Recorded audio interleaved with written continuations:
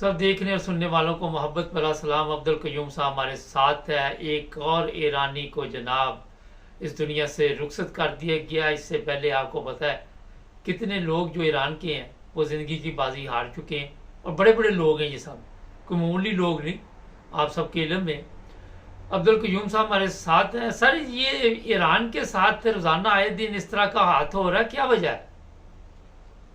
मुबारक sir, ये बदबख्ती है मेरे ख्याल में। ईरान के अंदर जो ईरान के खिलाफ जो लोग काम कर रहे हैं वो बाहर की ताकतों से मिले हुए हैं। आप देखें कि ईरान के बड़े बड़े लोगों को ईरान के अंदर मारा गया, इराक में मारा गया, शाम में उनका एक जनरल मारा गया, एक इराक में जनरल उनका मारा गया, प्रेसिडेंट ऑफ ईरान को मरवाया गया, उनके साइंसदान जो है वो ईरान के अंदर मारे गए।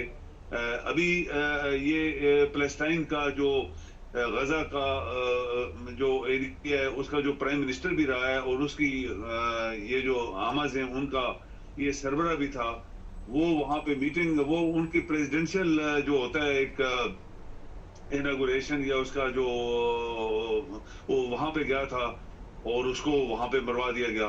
तो ये किसने मारा? क्या ईरान की सिक्योरिटी, जिसको लोग कहते हैं कि ईरान, हम भी कहते रहे कि ईरान बड़ा बड़ा तरक्की कर गया है, सब कुछ है, लेकिन जो उनकी इंटरनल सिक्योरिटी है उसके अंदर तो बड़े खराब अभी नजर आए लोगों को कि ये क्या हो रहा है भाई। तुम्हारी फौज, तुम्हारी पुलिस, तुम्हारा ये, तुम्हारा वो, अगर तुम एक बाहर के वीआईपी गेस्ट को प्रोटेक्शन भी नहीं दे सकते तो फिर किस चीज की सिक्योरिटी है? और खासकर वो हमास का सरबराह है और वो वहां पे उनके सदर के जो हलफ होना था या वहां पे जो इनागुरेशन होनी थी उसके अंदर वो गया था अटेंड करने के लिए, तो उसको भी नहीं बचा सके। क्या ईरान की वो बंदा, एक कहते हैं उसके अपना एक गार्ड मारा गया और वो एक किसी घर में क्यों रह रहा था? ईरान का काम तो उसको वीवीआईपी ट्रीटमेंट देते ताकि कोई बंदा बाहर से आके या कुछ कोई उसके ऊपर हमला ना करता, ये उसकी पोजीशन चेंज कर दी जाती है। आपको पता ही, हमने ईरान के सदर के बारे में बात की थी, किस तरह उसका हेलीकॉप्टर, एक ऐसे हेलीकॉप्टर बैठाया गया, उसको बर्बाद दिया गया। तो ये ईरान की सिक्योरिटी की नाकामी हुई है, बहुत बड़ी नाकामी हुई है दुनिया की नजरों में। और तमाम वो लोग जो टेररिज्म के खिलाफ हैं, हम तो खिलाफ हैं, तो एक टेररिज्म एक मुल्क के अंदर फिर एक बाहर के वीआईपी को मरवा दिया गया। इसका रिएक्शन क्या आएगा ईरान से, ये लोग इंतजार कर रहे हैं। लेकिन मेरे ख्याल में ये एक बहुत बड़ी नाकामी हुई है ईरान की सिक्योरिटी अदारों की। सर, ये बताइए, एक बड़ी अहम बात आपने शुरू में की कि ईरान के अंदर से मसले मसाइल इनके लिए ज़्यादा हैं। एक तारीखी आज का ड्रामा सीरियल भी चल रही है नूरुद्दीन जंगी का, तो मैं देख रहा था कि मुसलमान जो भी हैं उनके लिए ये बड़े मसाइल हैं कि उनके अंदर भी गद्दार होते हैं। एक तो उन गद्दारों से लड़ना होता है और एक उनको दुश्मन का तो पता होता है, दुश्मन से तो लड़ाई हो रही होती है, मगर गद्दार सबसे ज़्यादा ख़तरनाक होते हैं।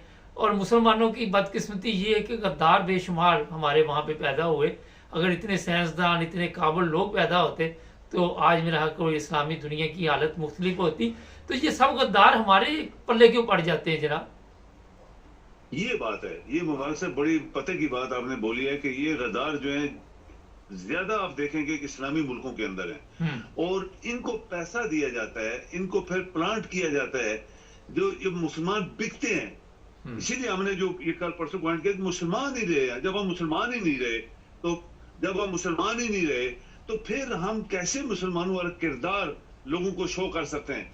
ये मुसलमान बिके हुए लोग हैं, हर मुल्क में है, पाकिस्तान में भी हैं, इधर भी हैं, मिस्र में भी है, आप देखेंगे हर जगह है, हर जगह बिके हुए लोग अंदर बैठे हुए हैं। तो ये इस्लाम के खिलाफ और उस स्टेट के खिलाफ जहां रहते हैं काम कर रहे हैं। तो इनको पकड़ना, ईरान मिलिटरीली ठीक ठाक एक डेवलप्ड कंट्री उसको लोग गिनते हैं, लेकिन वो बहुत से फील्ड में, बहुत से जगह पे वो नाकाम हुआ है। इसकी मिसालें हमने 2-3 अभी दी हैं। तो इस तरह अगर ये चलेगा, ईरान, आपको पता है कि ये इन हमास के उन्होंने बहुत सारे बंदे मारे हैं। हमास का पहले एक सरबरा होता तो उसको कहीं उधर ट्यूनिस की तरफ मारा, फिर एक आदमी माजूर था, यासीन, वो पता नहीं हमास उसी ने बनाई थी, उसको भी इन्होंने मारा। आज इनके हमास के सरबरा को मारा, फिर इधर लेबनान में भी ये इनके बहुत सारे लीडरों को मारा गया। वो तो ये सब कुछ होता रहे, तो इनको भी केयरफुल होना चाहिए था। ये जो हमास से आया था उसका भी काम था कि वो ईरान वालों को कहता मुझे एक्स्ट्रा सिक्योरिटी चाहिए, चूंकि मुझे खतरा है, बेशक मैं ईरान के अंदर हूं, तो ईरान के अंदर आके अगर लोग उसको मार जाते हैं तो फिर ये ईरान के ऊपर अटैक है। अभी ईरान पहले भी कह चुका है कि मेरे जनरल को उसने मारा था वहां पे दमस्कस में, तो उन्होंने, ईरान ने बहुत बड़ा हमला किया था। अभी एक वीवीआईपी उनके घर के अंदर आया हुआ है, वही घर का, वो भी घर समझते हमारा घर है, एम्बेसी है, तो ये भी घर है, इसके अंदर उनको मार दिया गया। तो अभी ईरान का रिएक्शन क्या होगा? लेकिन ये गद्दार जो होते हैं, ये इस्लाम के अंदर ज्यादा गद्दार है बनिस्बत दूसरे मजहबों के अंदर। सर ये बताइए कि ईरान कुछ इसमें क्या कर सकता है? पहले भी सदर भी मार दिया और लोग भी मार दिए, ईरान तो कर भी कुछ नहीं सकता अभी तक, ना कोई ऐसी कोई कार्रवाई सामने आई है। ये सही है, ईरान के सदर को मारा गया, कुछ नहीं हुआ। ईरान के साइंसदानों को मारा गया, ईरान के अंदर ही मारा गया, कुछ नहीं हुआ। और बड़े बड़े उनके जनरल मारे गए, कुछ नहीं हुआ। और अभी ये चूंकि बाहर का वीआईपी है, इसके ऊपर इंटरनेशनली रिएक्शन आना चाहिए कि एक आदमी, फिर इसका मतलब कोई भी किसी के पास नहीं जाएगा, कोई भी सदर, वीआईपी, वजीर आजम एक मुल्क से दूसरे मुल्क नहीं जाएगा, वहां पे कोई मरवाने वाला उसको मरवा देगा। तो ये इंटरनेशनल एक ऑब्लिगेशन है कि इसके ऊपर देखें कि क्यों दूसरे मुल्क के अंदर वीआईपी गेस्ट गया है, उसको क्यों मरवा दिया गया। तो ये पहली बात तो है कि ये ईरान की जिम्मेदारी है। देखिए ना आप, मैं किसी के घर जाते हैं, हमें कोई वहां मारता है तो उस घर वाले की जिम्मेदारी है, हमें मरवा दिया गया। आज ईरान की जिम्मेदारी है कि इसके उनके अंदर एक आया हुआ वीआईपी को मरवा दिया गया, तो ईरान इसका जवाब देना, ईरान रिस्पॉन्सिबल है इस इतनी बड़ी हादसे के। ईरान फर्स्ट नंबर पे रिस्पॉन्सिबल है। ईरान का रिएक्शन क्या होता है अभी सारी दुनिया देख रही है। बहुत शुक्रिया सर। जी मेहरबानी।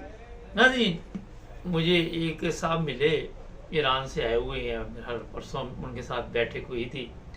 ईरान जो है, मैं खुद भी गया हुआ हूँ, एक ज़बरदस्त मुल्क है, मगर जो बात परेशानी वाली है वो ये है कि ईरान के अंदर गद्दार मौजूद है, और वो गद्दार जो है वो ईरान के जो मामलात हैं उनको ज़्यादा परेशान करने वाले हालात बनाते हैं। ईरान को ये तो पता है कि इसराइल हमारा दुश्मन है, फलाना दुश्मन है, फलाना दुश्मन है, जो भी ममालिक के दुश्मन है, मगर जो अंदर दुश्मन बैठे हुए हैं उनको अभी तक ईरान कंट्रोल नहीं कर पा रहा। ये है सबसे बड़ा नुकसान, क्योंकि आपको दोनों तरफ इस वक्त मुश्किलात का सामना है। आपने देखा कि ईरानी कौम तो ज़बरदस्त कौम है, मगर कौन लोग इनमें से ख़रीदे जाते हैं, कौन बिकते हैं, क्या होता है, इस बारे में मैंने आपको तारीख का कुछ हवाला भी दिया कि इस्लाम जब से वजूद में आया उसके कुछ अरसे बाद ही आपने देखा कि क्या हालात बने, और सबसे जो ज़्यादा मुनाफिकीन ने नुकसान पहुंचाया, गद्दारों ने नुकसान पहुंचाया, इस्लामी तारीख भी आप अगर पढ़ लें, फिर ज़्यादा दूर नहीं जाना, ये टीपू सुल्तान का दौर भी देख लें तो वहाँ पे भी आपको ये चीज़ें मिल जाएंगी। हमारे मुल्क में भी यही हालत है कि आपको बताने की ज़रूरत नहीं है कि कितने गद्दार हैं। आए दिन वो लोग जो है हमारे फौजियों को निशाना बनाते हैं, हमारे लोगों को मारते हैं, क्योंकि बाहर के लोग अकेले ये काम नहीं कर सकते जब तक आपके अंदर के लोग बाहर के लोगों के साथ ना मिलें। ये बड़ी एक है, मैंने आपको बात बताई है।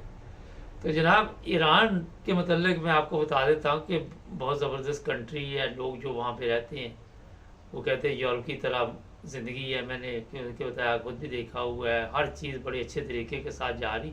अगर ईरान पे ये मसाइल ना होते, ये पाबंदियाँ ना होती, तो आज ईरान जो है शायद मेरा ख्याल है कि एक बहुत बड़ी ताकत बन चुका होता।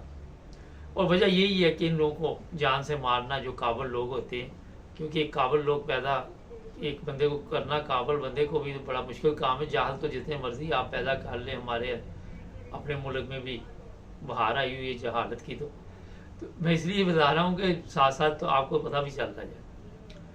देखते हैं, लेकिन मेरा नहीं ख्याल अभी ईरान का वो वक़्त आया हो कि कोई वो भी कार्रवाई करे, कोई इस बारे में किसी से पूछे या कोई उसे बताए, क्योंकि यूएनओ आप सबके इल्म में है जिस तरह चल रही है। हमारे चैनल को सब्सक्राइब करें, जुड़े रहें हमारे साथ।